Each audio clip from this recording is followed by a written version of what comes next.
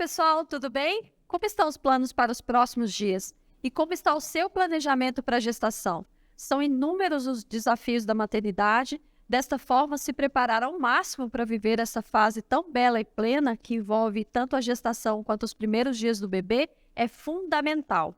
Em mais um episódio do Regina Cast, duas profissionais do Centro Materno-Infantil do Hospital Regina nos esclarecem algumas dúvidas sobre os cuidados com a gestação e também com o nascimento do bebê. Aqui comigo no estúdio, montado na área administrativa do Hospital Regina, estão a médica obstetra do hospital, doutora Marilene dos Santos Corvelo. Olá, doutora. Olá, tudo bem?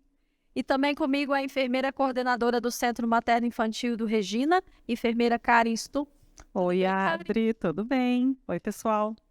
Doutora Marilene, vamos contar um pouquinho para o pessoal, então. O preparo da mãe, mesmo antes de gestar, é fundamental para garantir saúde de mamãe e bebê, não é verdade? Com certeza. As pacientes que desejam engravidar, elas devem sempre procurar, então, um profissional, né, para avaliar como está a sua saúde e quais são as orientações a seguir, exames que são feitos, para que ela tenha sucesso na gestação. Então, existem várias coisinhas que são importantes, assim, serem esclarecidas numa consulta com um ginecologista. Como está a saúde dela, os antecedentes, se ela já tem filho, como foi as gestações da mãe, se houve alguma complicação, que isso também implica, né? Pacientes que tiveram pré-eclâmpsias, que as filhas engravidam, podem vir a ter pré-eclâmpsia. Então, a gente precisa fazer uma anamnese bem detalhada nessa consulta. Sobre o passado ginecológico dela e o que está acontecendo naquele momento. Se existe alguma doença que a gente possa, né, tratar antes que ela engravide, isso é muito importante, principalmente na nossa área, que seria a área ginecológica. Então, a gente vai fazer um exame no consultório, coletando pré-câncer, avaliando as mamas, a parte abdominal. E aí vamos pedir os exames laboratoriais, que são importantes, né? Um hemograma completo, exame de urina, doenças sexualmente transmissíveis, para sífilis, para HIV, clamídia, que são doenças que podem também levar à infertilidade. Mas, e aí, alguma ecografia transvaginal para avaliar o ovário, o útero. E se ela tiver alguma infecção, a gente já trata, né? Já dá uma receitinha para tratar. Também nós podemos também orientar ela a já começar a tomar um ácido fólico, que isso é muito importante, que ela vai continuar tomando ali nos 3 primeiros meses depois de gravidez. Depois nós podemos também pedir, conforme as queixas, né? Ou se ela tem alguma doença, mais algum exame específico do que ela tem. Por exemplo, uma paciente que é hipertensa. Tu está indo no cardiologista, como é que está a tua pressão? Está estabilizada para te poder engravidar? Porque já entra aí, né, aquele fator de risco. Seria uma gestação de alto risco, então ela precisa estar bem controlada. Paciente diabética, né? A gente precisa ver como é que está a glicemia dela, se ela está bem estabilizada ou não. Deixa eu ver o que mais. Bastante coisa, Mas muita coisa. São várias coisas que a gente pode avaliar. Saúde mental, se ela usa droga, se ela fuma, né? Então a gente faz um questionário todo detalhado para saber o antes, como ela está e para que ela tenha uma gestação, né, sem complicações. Até para a gente é interessante entender o que é uma gestação de risco, né, doutora? Sim. Por exemplo, uma gestação gemelar, só por ser gemelar, ela é de risco? Né? Sim. Em que casos ela pode ser configurada aí dessa maneira? Por exemplo, a hipertensa, né? A diabética, a paciente que está obesa. Ao contrário, a paciente que pesa menos de 50 quilos. Pacientes que têm alguma doença autoimune, um lúpus, uma artrite, tem um problema cardíaco, né? Existem casos até que a gente nem aconselha a paciente engravidar. Cardiopatias graves, né? Porque é risco para ela. Pacientes que tiveram eclâmpsia, pré-eclâmpsia, que é uma complicação bem grave da gestação. HELP, que seria, né, casos de ter que ir para UTI, é risco de vida para a mãe, não só para o bebê quanto para a mãe. Então a gente tem que avaliar todas essas situações e ver no que a gente pode tentar ajudá-la, no que ela engravidar, já como prevenção de complicações, né, futuras e até para o parto, né? Interessante. Por isso a importância de procurar o profissional Sim. ginecologista obstetra, né? Para quero engravidar, a pessoa que quer engravidar, e discutir isso, né? Independente se tem histórico, não tem histórico, porque o profissional vai fazer essa busca, ele vai fazer essa leitura da história da pessoa, das complicações familiares que podem vir com o fator genético, né, para a mulher. E o profissional vai saber fazer essa leitura e poder orientar, né, a como conduzir esse pré-natal para que seja da forma mais segura, né, possível para a mulher. Muito bom. Inclusive a presença do pai, né, também, que é uma coisa super importante, né? Muitas vezes elas vêm ao consultório, já o esposo vem junto, porque ele também quer participar, quer saber se ele tem que fazer algum exame, também é importante. É fundamental ter toda essa rede de apoio, né, Com doutora? certeza. E fazer esse acompanhamento do pré-natal. Existe uma periodicidade ideal das consultas aí depois que, né, é confirmada a gestação, né? A gente sempre tem essa pensando, quantas ecografias eu tenho que fazer? Como é que eu tenho que seguir o meu pré-natal? Existe um protocolo aí, doutora? Existe. Voltando um pouquinho ali em relação a quando eu devo ir, então, procurar o médico. O ideal seria 3 meses antes de começar a tentar engravidar. Ótimo. Porque ela teria que ser medicada, né, para evitar complicações já no início da gravidez, né? A gente orienta que ela tome ácido fólico, às vezes precisa de uma vitamina, um ômega 3, para já quando engravidar já está fazendo efeito essas medicações para o desenvolvimento do feto. Bom, em relação à pergunta anterior, existe uma periodicidade, sim. A paciente deve fazer pelo menos, no mínimo, até as 12 semanas uma consulta, para que a gente já possa alinhar os exames de novo, que são os de pré-natal, para ver se não tem nenhuma infecção, se não está anêmica, para poder já começar a tratar. E também para a gente não deixar passar o prazo da primeira ecografia, que é a mais importante, que seria a morfológica do primeiro trimestre. Essa eco deve ser feita entre 11 e 13 semanas, para fazer uma avaliação, então, se essa paciente tem algum risco de ter um bebê com alguma síndrome, né? A mais comum seria a síndrome de Down, existem outras também, para preparar essa paciente, né? Depois e até para o parto, quando esse nenê chegar, como ele vai ser recebido, né? E depois, aí no segundo trimestre, no mínimo 2 consultas, e no último trimestre, 3 consultas. Na maior parte das vezes, a gente faz mais consultas, né? Uma vez por mês. E aí vai depender muito se a paciente tem alguma doença, né? Então, se é uma paciente hipertensa, diabética ou tem algum outro problema, nós vamos procurar vê-la mais seguido, né? E então, seria assim, uma vez por mês, depois ela passa a vir de 15 em 15 dias, depois das 32 semanas, e no último mês, após as 36, uma vez por semana, que é o ideal. Nem sempre acontece, né? Por vários motivos, de rotina, por exemplo, que nem o SUS, né? Eles têm estipulado mais ou menos, no mínimo, 6 consultas durante o pré-natal. E aí, quando a gente entra já na reta final da gestação, já vem todos os cuidados prévios aí, né, Karen? Vem toda a atenção, já tem que, inclusive, pensar na mala da mãe e do bebê, né? Ah, sem dúvida. A gente recomenda que, inclusive, a partir das 32 semanas, já esteja tudo organizado, todas as malas. E aqui no Regina, no nosso site, eu recomendo, quem não conhece, entrar no nosso site do hospital, ir na aba maternidade, dar uma maratonada lá, que tem muita informação legal. A gente consegue trazer para quem acessa o site uma experiência de todos os nossos setores ali, materno, centro obstétrico. E sobre as malas, sim, então a partir de 32 semanas vamos organizar. A gente tem que ter uma mala da mãe, tá? Uma mala da mãe, onde tu vai ter pijaminhas, né? Que sejam de fácil acesso para manusear a amamentação, né? Pelo menos uns 2 pijaminhas. A gente tem que ter sutiã que também auxilie, que favoreça a amamentação. Existem sutiãs especiais para isso.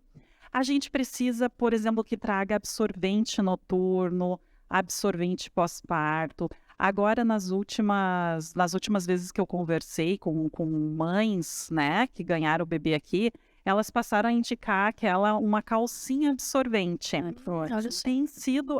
Elas têm relatado que tem sido muito prático. Então, às vezes, tu traz uma calcinha, bota o absorvente, acaba escapando, então, um pouquinho de sangue, e aí tu já tem uma calcinha suja, Não, a calcinha absorvente, então, tu tira e descarta. Então, fica a dica aí, tem sido bem legal, tem tido um bom retorno essa dica.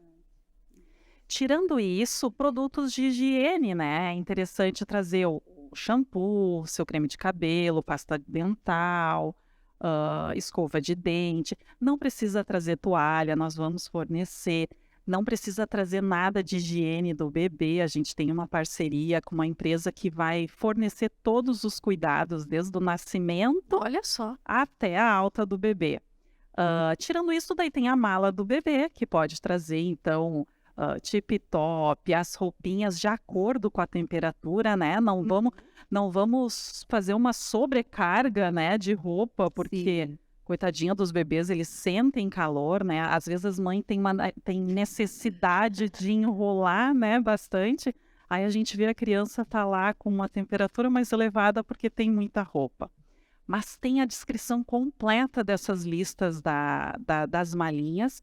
E tem ainda um kit que eu peço para vocês terem atenção especial, que é o kit do bebê, que é a primeira troca que o bebê vai ter lá no centro obstétrico.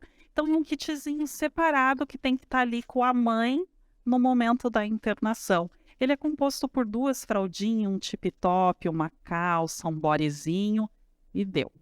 É bem importante ter essas orientações, afinal de contas, a gente fica muito empolgado com a chegada do filho, né? Aí resolve botar muito adereço, aquela coisa, né? Acabou de dar top, seca, botar né? top. É. É preciso ter um cuidado bem grande aí, gente. Doutora, conta pra gente. Quando vir na emergência obstétrica, estourou a bolsa, tem que vir correndo? Não precisa sair correndo, eu digo para elas, né? Então, assim, se rompeu a bolsa, né? O que é rompimento da bolsa, né? Porque às vezes os pacientes ficam em dúvida, será que eu estou perdendo líquido ou não? Então, a recomendação é que elas coloquem, então, não absorvente, mas um forrinho, até para observar a cor, né, desse líquido que está saindo. Quando ele é transparente, clarinho, ele tem um cheiro característico de água sanitária. E se está escorrendo muito, encharcou o forrinho que ela botou, é porque realmente ela rompeu o bolso. Então ela vai arrumar as coisinhas dela, vai pegar a mala, porque ela já vai vir para ficar no hospital. Se ela tem alguma dúvida, ela pode fazer, porque às vezes elas, né, dizem, a minha calcinha está úmida. Não necessariamente tenha rompido bolsa. Pode ser só uma secreção vaginal, que para o final da gestação isso é bem comum, né, e é normal. Mas quando a paciente está com dúvida, ela deve vir ao hospital para tirar a dúvida aqui, porque ela está perdendo líquido, saiu um pouco, tamponou lá onde saiu e daqui a pouco vem de novo. Então, melhor sempre, né, um profissional avaliar se é ou não bolsa rota. Não tem razão porque essa mulher ficar com dúvida em casa, né? E vai gerar toda uma ansiedade, né? Dela e da família toda. Vem pro hospital, consulta. E aí, por que entrada vir no hospital? Dá a dica aí pra gente. Muito bem. O Hospital Regina, ele tem 2 entradas principais, tá? Ele tem a portaria principal, que é ali onde é a entrada de pedestre, onde está escrito Hospital Regina. Essa entrada é direcionada para os procedimentos eletivos, porque, às vezes, ao contrário da intenção de ter um parto normal, às vezes não é possível e por diversos motivos, né, acaba tendo que se marcar um procedimento como a cesárea. E é por ali que daí tem que entrar nesses casos, no eletivo, o marcado, é a portaria principal. Uma outra forma de entrar no Hospital Regina é através da entrada da emergência. Ótimo. É ali onde chegam as ambulâncias, quando tu passa a entrada veicular à esquerda, é ali que a gestante tem que chegar quando não tem nada marcado. Se aconteceu isso que a doutora falou, então essa perda de líquido ou a dúvida, ficou angustiada em casa, vem para a emergência do hospital, é nessa entrada.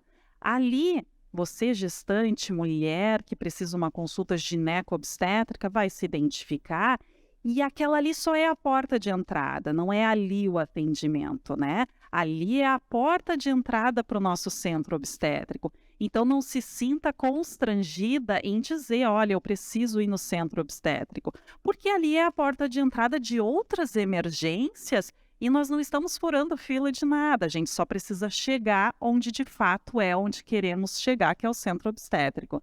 Então, quem se comunica não se trumbica, né? Tem esse ditado, então é chegar, se identificar, dizer que é gestante e que precisa, O que ela está sentindo.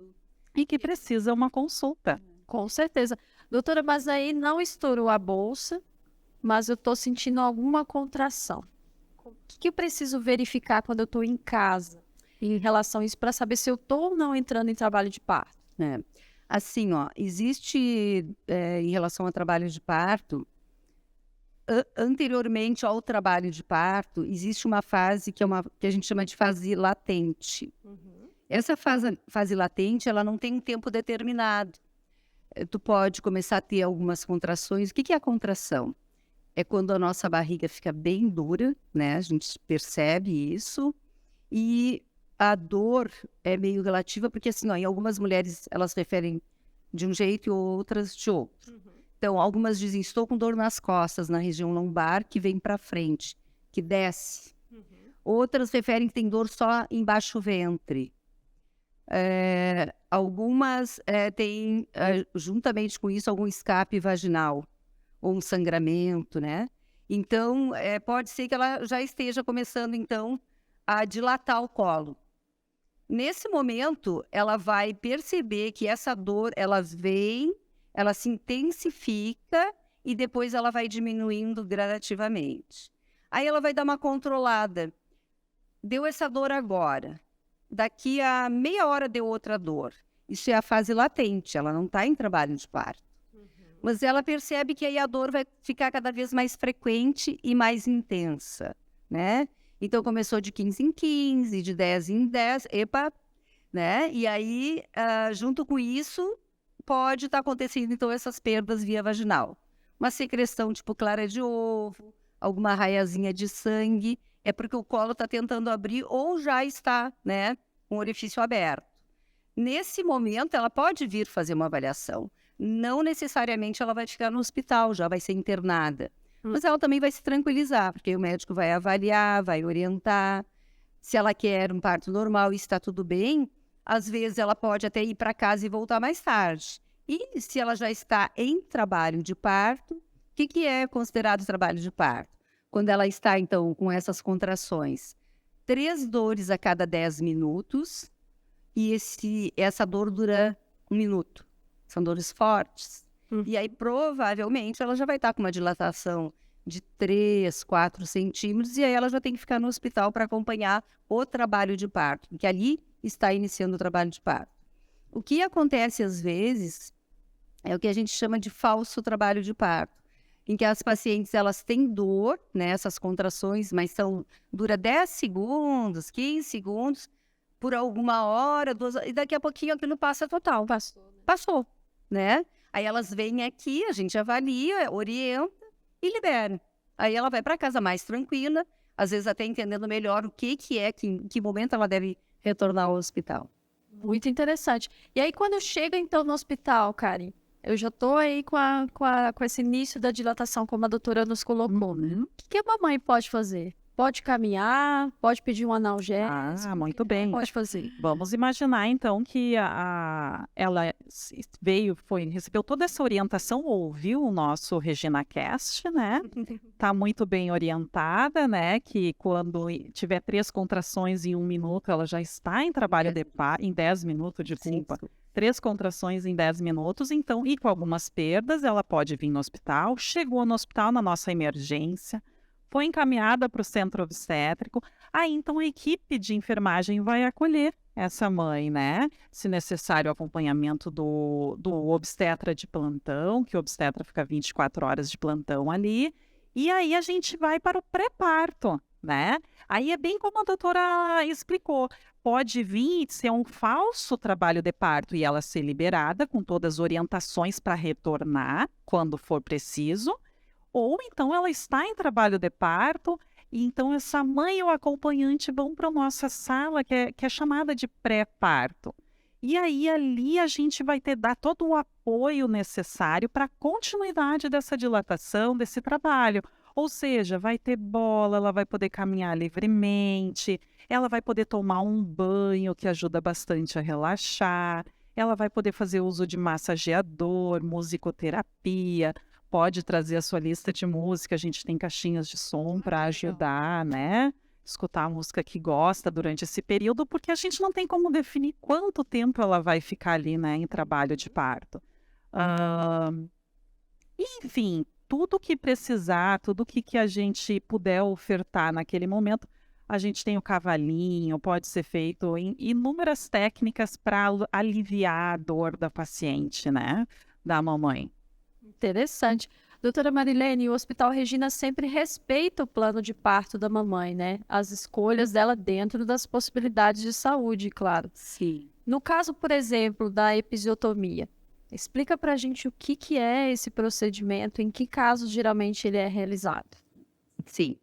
O ideal é que todas as pacientes que, quando vêm para ganharem o seu bebê, é que esse assunto também fosse conversado durante o final do pré-natal. Porque a paciente já chegaria no hospital com o entendimento do que pode acontecer num parto, via baixa ou, se for necessário, uma cesariana.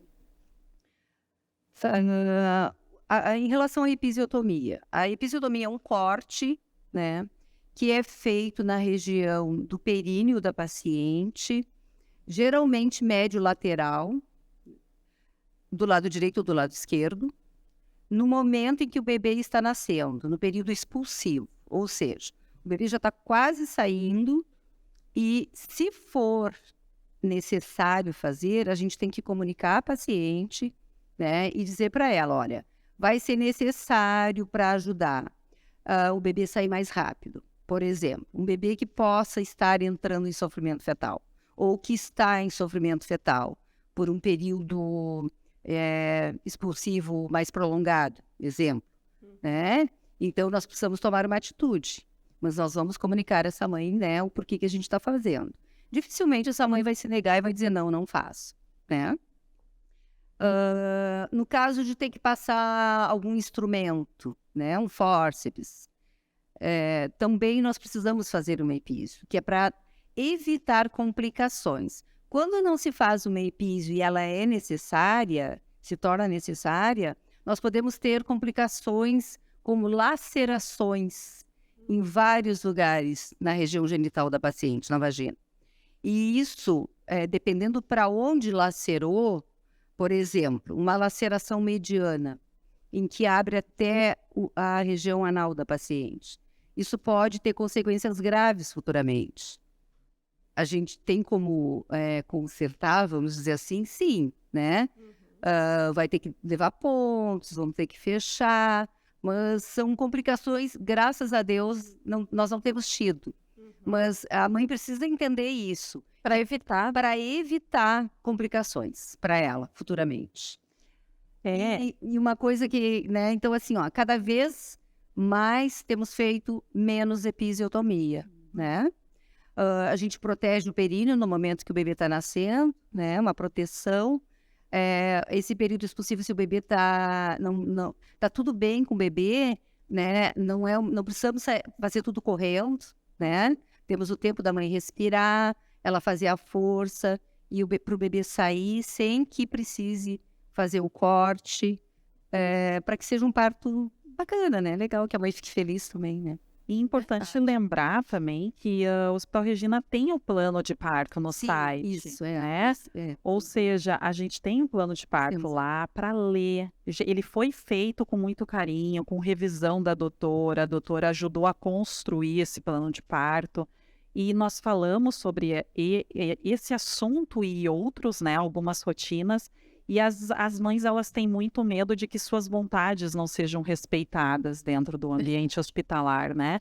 Isso eu acho que assombra muito as mulheres. Mas o que a gente gostaria muito através desse podcast e das nossas informações que a gente sempre está aberto, né, por e-mail, enfim, outros canais aqui com o hospital, é tranquilizar, sim, nós vamos ouvir, né, a gente vai respeitar, mas a gente tem que também deixar sempre muito claro que a gente não pode botar em risco a mãe nem um bebê, sabe? Com certeza. Essas questões de plano de parto, elas não são uma lista de obrigação, né? É uma lista de desejo. E como desejo, a gente vai esclarecer os pontos, porque às vezes é uma pessoa leiga que fez, Sim, né? A gente vai esclarecer, a equipe de enfermagem, a equipe médica vai ajudar a esclarecer cada ponto e às vezes desmistificar algumas coisas que elas trazem. E aí acaba esse medo, começa a pegar confiança com a equipe, a própria epísio não deseja epísio, tudo bem, mas na iminência de uma laceração de terceiro grau, ou até para o bebê, né? um médico vai ter que fazer e as mães precisam ter esse conhecimento também. É verdade. É raro esse tipo de laceração, né, doutora? Mas o médico tem autonomia de não deixar essa laceração acontecer e se fazer valer de uma episiotomia. Mas como a doutora disse, cada vez menos a gente faz e cada vez mais a gente está conseguindo conversar mais abertamente com as mães. E esses desejos podem ser respeitados, podem ser ouvidos, elas podem trazer sim. Conta pra gente um pouquinho, doutora, como é que é o contato pele a pele de mãe e bebê nas diferentes vias de parto aí? Esse primeiro contato é bem importante, né? Tudo vai depender de como o bebê vai nascer, né? Então, o bebê nasceu, tá tudo bem, não era uma criança que tivesse algum risco de que no nascimento, imediatamente, a gente tenha que passar para o pediatra, né? Então, a gente, mesmo na cesariana, a gente tem tentado fazer com que haja um contato direto. O bebê saiu, né? Tiramos o bebê, imediatamente a cortina é baixada, para a gente já, né, mostrar para o pai e para a mãe. Só nós não podemos fazer esse contato pele a pele imediato pelos riscos de uma infecção, porque ainda estamos, né, com a mãe ainda em cirurgia. Certo. Quando é um parto normal, o bebê nasceu bem, imediatamente a gente vai colocar sobre a mãe. Até a mãe, às vezes, muitas vezes, quase todas, ela ajuda até a secar o bebê. E aí depois a gente vai fazer, então, o clampeamento do cordão. Na cesárea, às vezes, a gente não consegue isso. Mas, imediatamente, eles já conseguem visualizar o bebê. Podemos fazer fotinhos na hora. Que legal. E aí passamos para a pediatra faz aquele primeiro atendimento e também após já traz para a mãe ali, para o pai e o bebê. Onde eles fazem fotinhos e ficam curtindo aí, enquanto a gente termina a cesárea. Sempre batendo uma questão de segurança, né? No momento sim. ali, imaginando a mulher ganhando de parto normal, independente da posição, né? O bebê vai nascer, o pediatra está em sala, o pediatra já está acompanhando. O foco do pediatra é o bebê. Sim. Se o pediatra não intervir de outra forma, se o bebê nasceu de forma tranquila, sem nenhuma alteração, esse bebê já vai para o colo da mãe pensando no parto normal, né? Algumas vezes já sai até amamentando, né? Então, realmente proporciona um momento muito bonito ali. Na cesárea, infelizmente, por causa dos protocolos cirúrgicos, né? Esse momento não é tão intenso quanto ali no parto normal, onde fica pele a pele. A gente tem que botar ele em cima dos campos ali, e depois, posteriormente, a gente aquece, enrola o bebê, e daí sim leva do lado da mãe. Mas o pele a pele, ele acontece de forma maior, mais prolongada, quando é o parto normal. O parto cesárea existe a aproximação, mas sem dúvida é diferente, né, doutora? Tem diferença entre essas vias de parto. Ótimo, todo cuidado realmente é muito necessário. Exato. Karen, uma pergunta que o pessoal sempre faz é se o pai ou o acompanhante pode cortar o cordão umbilical. Pode. Com certeza, né, doutora? Pode. É só pedir, né? Só pedir. É que o pai é Às uma... vezes Desculpa. Às Imagina! vezes a pediatra chama eles também, né? É. E eles ficam meio assim, né?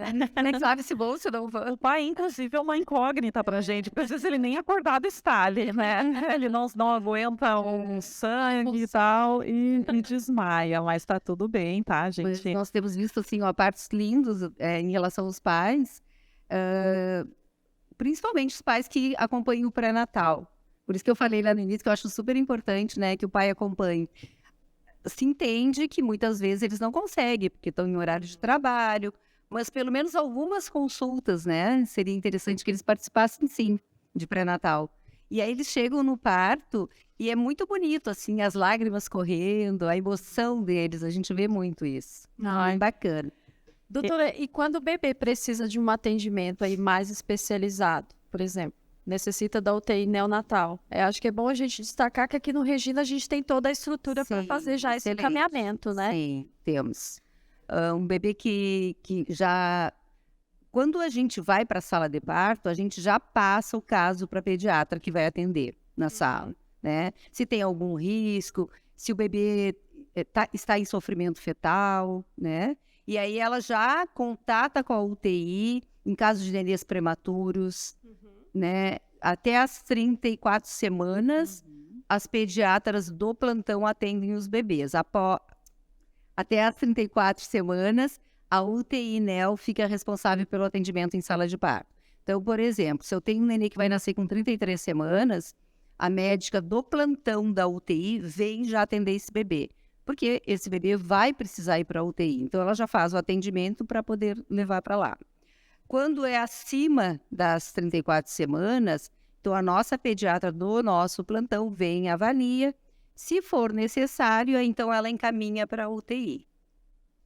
E esse é um assunto bem importante, porque quando tu tá lidando ali com uma gestante, ela passa 9 meses planejando o seu parto lindamente, o seu bebê nascendo bem, chorando, pegando, não tendo dificuldade para amamentar. A gente só sonha com as coisas boas, né? Mas a gente tem que pensar que nem sempre dá tudo certo no nascimento, né? E de que às vezes sim precisa um suporte mais intensivo, né? E que bom que está numa estrutura que oferece isso, né? Estando na parede ao lado, uma UTI neonatal que é com equipamentos de ponta, profissionais qualificados. Então, sim, a gente tem que se preparar para esse momento onde um bebê que logo precisa um atendimento intensivo, tu vai ver o bebê e o pai indo para um outro lugar e a mãe ficando ali só com os profissionais da saúde.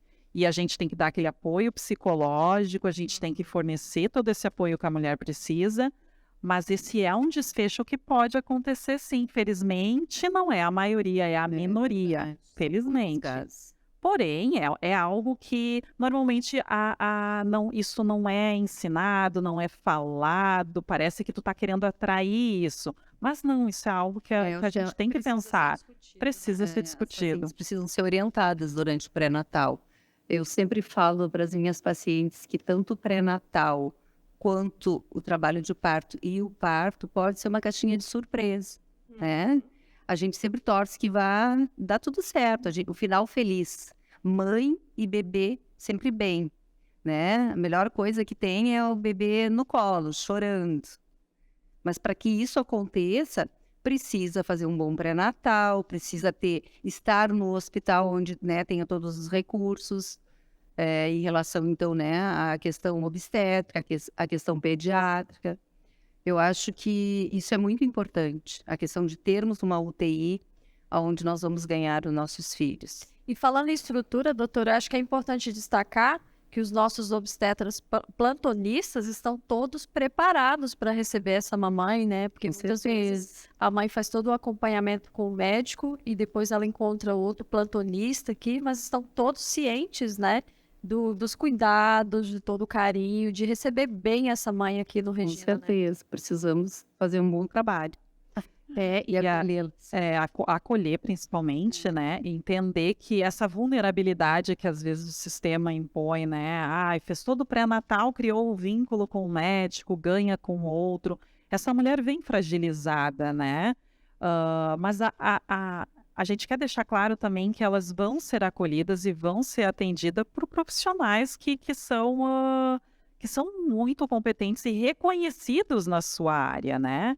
E por isso a importância de trazer a caderneta de pré-natal. Porque imagina, o plantonista vai ter que descobrir o que aconteceu nos últimos 9 meses com essa mulher, né? E olha quantas coisas podem acontecer numa gestação e agora ela é responsabilidade do plantão. Então, trazer os papéis, os últimos exames, a ecografia. Se não tem, nós temos estrutura para realizar. Mas às vezes já está em franco trabalho de parto. E aí a gente tem que contar com a experiência dos nossos profissionais, dos pediatras de plantão, para que tudo dê certo. E, inclusive, as vontades e os desejos dessa mulher também sejam atendidos. Mas, por isso, sempre quando vir no plantão, vir no hospital, trazer esses exames, trazer a carteirinha, porque a equipe precisa conhecer o que vem acontecendo, porque tem toda uma complexidade, não é à toa que é o milagre da vida, né? O nascimento é complexo, não é simples como muitos pensam, né? Já deixa a pastinha preparada ali. Exatamente. Tem que carregar. Às vezes nós atendemos pacientes aqui que elas vêm sem a carteirinha. Não é assim, ó, sempre. Mas eventualmente estão trabalhando, né? Passam mal, acontece alguma coisa. Então o ideal é que elas carreguem sempre a carteirinha. Vão no supermercado, leva a carteirinha, né? Vão passear, leva a carteirinha. Deu alguma intercorrência, vai ter que vir no hospital, né? Então já está com a carteirinha ali. Ótimo. É um documento, né? A carteirinha é um documento importante. Sem dúvida. Karen, conta pra gente sobre o acompanhamento das doulas. Não é só chegar, precisa de um cadastro prévio. Isso aí. Ali no nosso site, então, tem um link para as doulas que têm interesse em se cadastrar, né? Após esse cadastramento, onde elas têm que apresentar uma série de documentos, comprovação dos cursos que fizeram. Então, a gente coloca ela no nosso sistema e daí sim ela vai ter acesso a acompanhar suas gestantes em todo o trabalho de parto e inclusive no nascimento em sala. Então, ela não é mais um acompanhante, não, ela é a profissional, ela tem o direito dela garantido em estar também em sala de parto, junto com o pai, junto com toda a equipe que tiver ali. Muito bom, cada um fazendo a sua área de atuação. E o importante é que a gestante se sentindo acolhida e segura. Isso é o que nos importa. Karen, tu falaste aí um pouquinho sobre a nossa aba maternidade no site.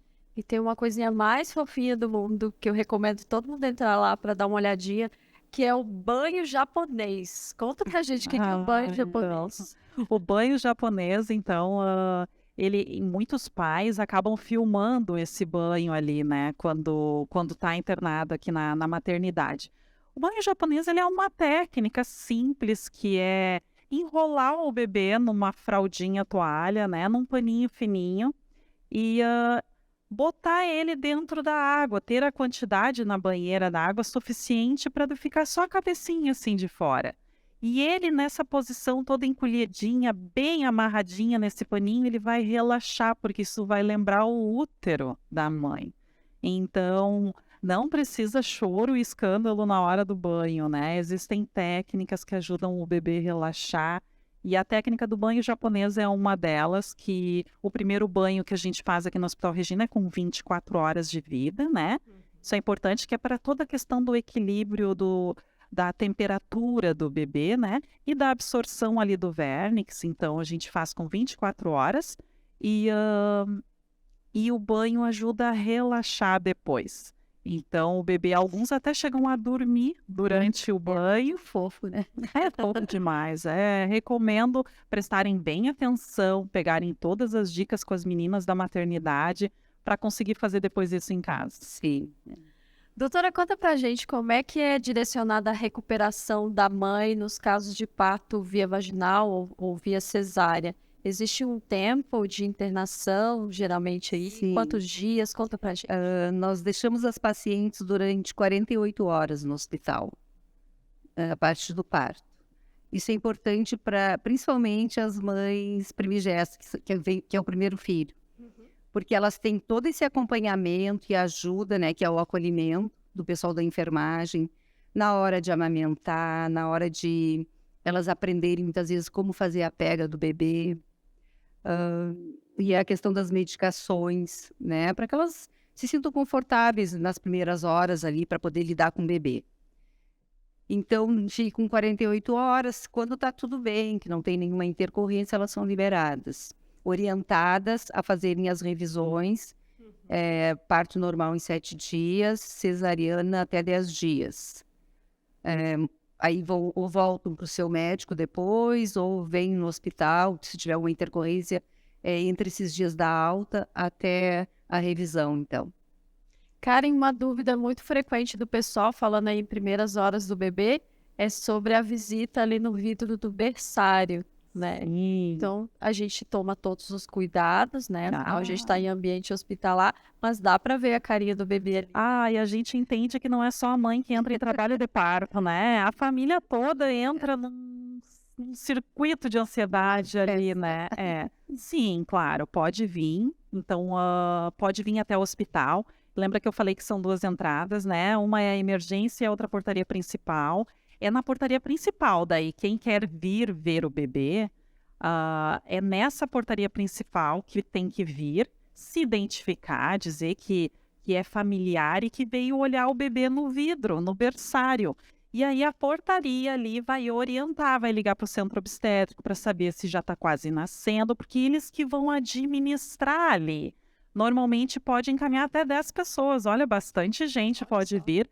Tem que trazer máscara, a gente ainda está, né, num momento de que precisa utilizar, mas pode vir então, entra por essa entrada principal, não vai na da emergência, que bobear já ganha uma injeção lá. Melhor não. Melhor não, vamos acertar a entrada da portaria. E uma dúvida durante as visitas, flores não. Exatamente, flores, ursinho de pelúcia, nada disso, não traz. Se algum desavisado trouxer, a gente vai pedir para deixar do lado de fora, na porta, porque esses flores e objetos como apeluciados, como ursinho, podem trazer uma alergia para o bebê, né? Então, estamos num momento de adaptação. Então, não Todo pode. cuidado ao bebê aí, gente. E também para a mamãe, né? Todo cuidado com a família em geral. Isso aí. Aqui todo mundo é acolhido.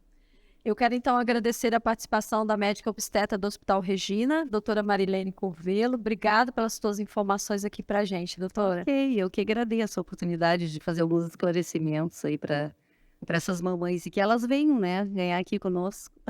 Vão ser bem-vindas. Sempre bem-vindas. Também quero agradecer a coordenadora do Centro Materno Infantil do Regina, enfermeira Karen Stuff. Obrigada, Karen. Obrigada. Eu posso falar mais uma coisinha? Pode, Eu sou abusada, tá? Mas é que é uma coisa que perguntam bastante, né? Sobre os testezinhos que são feitos na maternidade, né? Ótimo. Lá no centro obstétrico, logo que o bebê nasce, daí tem um momento do pai ali com o bebê, né? Onde a mãe está sendo feito todo um cuidado direcionado para a mãe, mas o pai, então, é levado para o berçário, onde os familiares estão acompanhando, e ali é feito 2 testezinhos bem importantes. O testezinho do olho, que ele é para fazer o diagnóstico precoce de catarata congênita, de retinoblastoma, entre outros problemas oculares, e a avaliação do frênulo lingual. Lembrando que a avaliação do frênulo lingual não é a mesma coisa que o teste da linguinha, tá? É uma avaliação diferente, mas que é feita ali. E na maternidade a gente vai fazer o teste da orelhinha.